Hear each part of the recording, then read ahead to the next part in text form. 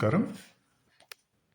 20/12/2025 తేదీన ఎస్సీఆర్టీ వారు అందించినటువంటి ప్రణాళిక ప్రకారం విద్యార్థులు సెల్ఫ్ స్టడీ హోమ్ అంటే మధ్యాహ్నం రోజున ఇంటి వద్ద చదవలసినటువంటి అంశాలు ఏవేవైతే ఉన్నాయో వాటన్నింటినీ కూడా ఒక వీడియో రూపంలో అందించడం జరుగుతుంది. అందులో నేర్చుకోవాల్సిన అంశాలు చూడండి. రామాయణంలో భరతుడి పాత్ర స్వభావము నేర్చుకోవాల్సి ఉంది. ఆదర్శ సోదర భావంకు నిలువెత్తు నిదర్శనం భరతుడు. దశరథుని 3వ భార్య అయిన కైక కుమారుడు. కపటం తెలియని ధర్మమూర్తి. శ్రీరాముడంటే ఎంతో ప్రేమాభిమానాలు కలవాడు. పెద్దవాడైన శ్రీరాముని రాజ్యాధికారం చేపట్టమని దశరథుడు చెప్పాడు. పెద్దవాడైన శ్రీరామునికే రాజ్య పాలనాధికారం ఉందని ప్రకటించి తనకు రాజ్యకాంక్ష లేదని నిరూపించుకున్న త్యాగశీలి. శ్రీరామ వనవాస విషయంలో తల్లిని తప్పుపట్టిన ధర్మాత్ముడు. శ్రీరాముడిని రాజ్యానికి తిరిగి రావలసిందిగా ప్రాధేయపడిన వినయశీలి. శ్రీరాముడు రాజ్య పాలనాధికారం చేపట్టడానికి నిరాకరించడంతో పాదుకలను ఇమ్మని అభ్యర్థించి వాటికి పట్టాభిషేకం చేసిన నిస్వార్థపరుడు. శ్రీరామునిలాగే తాను వనవాస నియమాలను పాటించిన ఆదర్శ సోదరుడు. 14 సంవత్సరాల తరువాత శ్రీరామ దర్శనం కాకపోతే తాను అగ్నిలో ప్రాయోపవేశం ద్వారా ప్రాణత్యాగం చేస్తానని ప్రతిజ్ఞ చేసినటువంటి మహనీయుడు. సోదర ప్రేమతో రాజ్యాన్ని తృణప్రాయంగా భావించి ఆదర్శ సోదర ప్రేమను లోకానికి చాటి చెప్పిన భరతుని పాత్ర ఎంతో ఆదర్శవంతమైనది రామాయణంలో. తదుపరి రెండవది నేర్చుకోవాల్సిన అంశము సుగ్రీవుడు పాత్ర స్వభావం. స్నేహధర్మానికి నిలువెత్తు రూపం సుగ్రీవుడు. కిష్కింధను పరిపాలించినటువంటి వానరరాజైన సుగ్రీవుడు గొప్ప వానరవీరుడిగా చెప్పచ్చు. ఇతను వాలి సోదరుడు. తన అన్నయ్యన వాలి తనను సరిగా అర్థం చేసుకోక రాజ్యం నుండి తరిమివేయడంతో ఆయన ఋషముఖ పర్వతము అనేటువంటి పర్వతంపై తలదాచుకున్నటువంటి దురదృష్టవంతుడు. తరువాత శ్రీరాముడితో అగ్నిసాక్షిగా స్నేహం ఏర్పరచుకొని స్నేహధర్మాన్ని లోకానికి చాటి చెప్పిన గొప్ప స్నేహితుడు. చక్కని దిశానిర్దేశ పరిజ్ఞానం కలవాడు. సీతాన్వేషణలో వానరులకు కఠినమైన ఆదేశాలిచ్చి నెల రోజుల్లో సమాచారం తీసుకురావాలని సుగ్రీవాజ్ఞ చాటి చెప్పినవాడు. శ్రీరాముడు చేసిన ఉపకారానికి ప్రత్యుపకారం చేసినటువంటి మహనీయుడు. క్షణకాలంలో సువేల పర్వతంపై నుంచి రావణుడి భవనం మీకి దూకి రావణాసుడి కిరీటాన్ని నేలపాలు చేసినటువంటి దుడుకు స్వభావం కలవాడుగా చెప్పవచ్చు. స్నేహధర్మాన్ని ఎలా పాటించాలో సుగ్రీవుని పాత్ర ద్వారా మనం రామాయణంలో తెలుసుకోవచ్చు. ఈ 2 పాత్ర స్వభావాలు నేర్చుకోవాలి. తర్వాత రామాయణంలో వ్యాసరూప ప్రశ్న. మానవ జీవన మూల్యాలను జాతికి అందించిన రామాయణం ప్రాశస్త్యాన్ని గురించి రాయండి. జవాబు చూడండి. ప్రపంచ సాహిత్యంలో గొప్ప ఆదికావ్యం రామాయణం. సంస్కృతంలో 24,000 శ్లోకాలతో వాల్మీకి దీనిని రచించి ఆదికవిగా కీర్తి పొందారు. రామాయణానికి పౌలస్త్యవధ, సీతాయాచరితం, మహత్ అనేటువంటి 3 పేర్లు దీనికి ఉన్నాయి.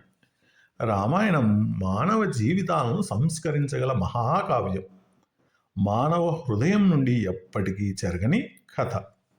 అమ్మా నాన్నల అనురాగం, పుత్రుల అభిమానం, అన్నదమ్ముల అనుబంధం, భార్యాభర్తల సంబంధం, గురుభక్తి, శిష్యానురక్తి, స్నేహబంధం, ధర్మబలం, వినయంతో ఒదగటం, వివేకంతో ఎదగడం, జీవకారుణ్య భావన, ప్రకృతి లాలన, ఇలా జీవితంలోని భాగాలను ఎన్నింటినో రామాయణం పట్టి చూపిస్తుంది. రామాయణాన్ని చదవటం అంటే జీవితాన్ని చదవడమే. ఇది పారాయణ గ్రంథం మాత్రమే కాదు, ఆచరణ ప్రధాన గ్రంథం కూడా. ఉత్తమ ధర్మాలను ఆచరిస్తే మనిషిగా ఎలా ఎదగలడో రామాయణం నేర్పుతుంది. రామో విగ్రహవాన్ ధర్మ సత్యధర్మ పరాక్రమ అనే హితోక్తిని మారీచి నోటి వెంట పలికించాడు వాల్మీకి మహర్షి. రాముని వంటి ఆదర్శమూర్తి, రామాయణం వంటి ఆదర్శ కావ్యం నభూతో నభవిష్యతి.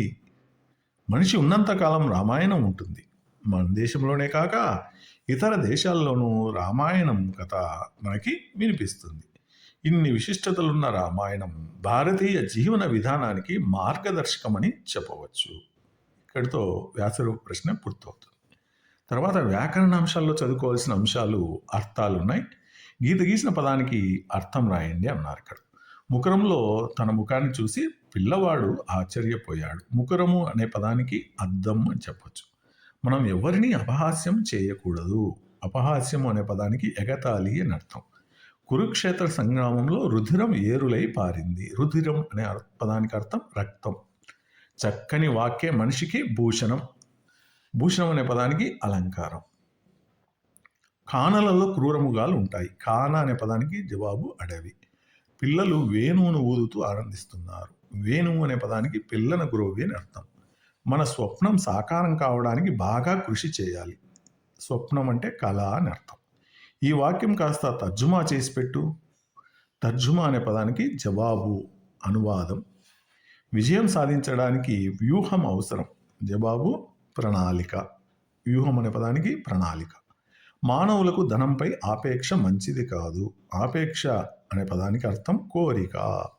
మరి 10వ తరగతి పబ్లిక్ పరీక్షల్లో అర్థాల్లో 13వ ప్రశ్న కింద ఆ అని బహుళైచ్ఛిక జవాబులు గుర్తించాల్సి ఉంటుంది. బహుళైచ్ఛిక ప్రశ్నల్లో అలాంటి వాటిని కూడా కొన్ని చూడండి. అతడు దేశానికి సేవ చేయాలనే వాంఛతో సైన్యంలో చేరాడు. వాంఛ అనే పదాన్ని గుర్తించాలి. కోరిక, ఆందోళన, ఆవేదన, కోపం. వాంఛ అంటే కోరిక సరైన అర్థం. కాబట్టి ఆ అనేది కరెక్ట్. వాగ్గేయకారులలో అన్నమయ్య ఘనత ఎనలేనిది. ఘనత అనే పదానికి సరైనటువంటి అర్థం గుర్తించండి. సంగీతము, గొప్పదనం, వీరత్వం, వాద్యం. ఘనత అంటే గొప్పదనం. అతిథికి ఏ వెలితి లేకుండా చూసుకోవాలి. వెలితి అనే పదానికి అర్థము లోటు, వసతి, ఆహారం ఎక్కువ. వెలితి అంటే లోటు, తక్కువ కాకుండా అని అర్థం అన్నమాట. బుద్ధుడు సర్వస్వాన్ని త్యజించి భిక్షువుగా మారాడు. త్యజించి అనే పదానికి అర్థం కోరుకొని, సంపాదించి, తీసుకొని, విడిచి అని అనమాట. త్యజించడం అంటే విడిచిపెట్టడం. కాబట్టి ఈ విడిచి అనేది కరెక్ట్ ఆన్సర్. ఉష్ణం వచ్చినప్పుడు వైద్యుని సంప్రదించాలి. ఆప్షన్స్ గమనించండి. కోపం, ఆకలి, జ్వరం, నిద్ర. జ్వరం, ఉష్ణం అంటే జ్వరం. జ్వరం వచ్చినప్పుడు వైద్యుని సంప్రదించాలి. హితులు మన జీవితాన్ని ప్రభావితం చేస్తారు. చెడు కోరేవారు, మంచి కోరేవారు, ధైర్యవంతులు, పిరికివారు. హితులు అంటే మంచి కోరేవారు అని అర్థం. వెన్నెల రాకతో అంధకారం తొలగిపోయింది. అంధకారం అనే పదానికి అర్థం చీకటి. మానస సరోవరం హిమాలయాల్లో ఉంది. సరోవరం అనే పదానికి అర్థం కాంతి, ఎండ, కొలను, కొండ. కొలను, సరోవరం అంటే కొలను అని అర్థం వస్తుంది. తర్వాత మంచి ప్రవర్తనకు చిన్నతనంలోనే బీజం పడాలి. బీజం అంటే విత్తనము అని అర్థం. తర్వాత కఠిన పదాలకు శబ్దకోశంలో అర్థాలు ఉంటాయి. శబ్దకోశం అనగా కరపత్రం, పత్రిక, గ్రంథాలయం, నిఘంటు. శబ్దకోశం అనే పదానికి అర్థము నిఘంటు. మరికొన్ని పదాలు కూడా అర్థాలు రాయండి. జనకుడు అంటే జవాబు తండ్రి. అమరులు అంటే జవాబు దేవతలు. ఇంకా పర్యాయ పదాలు కూడా కొన్ని నేర్చుకోవాల్సినటువంటి అవసరం ఉంది విద్యార్థులు. వాటన్నింటిని కూడా మీరు చక్కగా నేర్చుకోండి. ఇక్కడ మీకు ఈ వీడియోలో మరిన్ని వీడియోల కోసం మీరు జి గంగాధర్ తెలుగు లెసన్స్ అనేటువంటి ఛానల్ను లైక్ చేయండి, సబ్స్క్రైబ్ చేయండి. మరిన్ని వీడియోలు మీకు అందుబాటులోకి వస్తాయి. కాబట్టి 20/12/2025 తేదీన మధ్యాహ్నం మీరు ఈ అంశాలను చదవాల్సి ఉంటుంది. తదుపరి 22 ఏ అంశాలు చదవాలో మరొక వీడియోలో మీకు తెలియజేయడం జరుగుతుంది. ధన్యవాదాలు.